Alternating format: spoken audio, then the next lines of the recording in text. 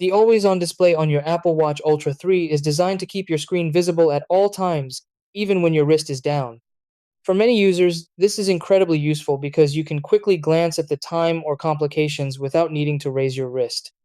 But in some situations, like saving battery, reducing distractions, or using the watch in low light environments, you might prefer to turn it off. The option is available, but it's not always immediately obvious where to find it, especially if you're navigating through multiple settings menus.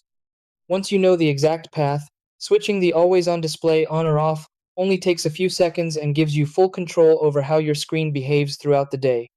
Try these. Step 1.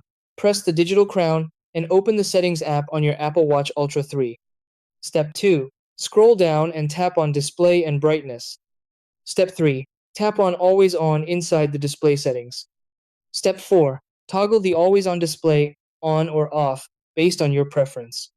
Step 5. Adjust which apps or complications stay visible when Always On is active. Step 6.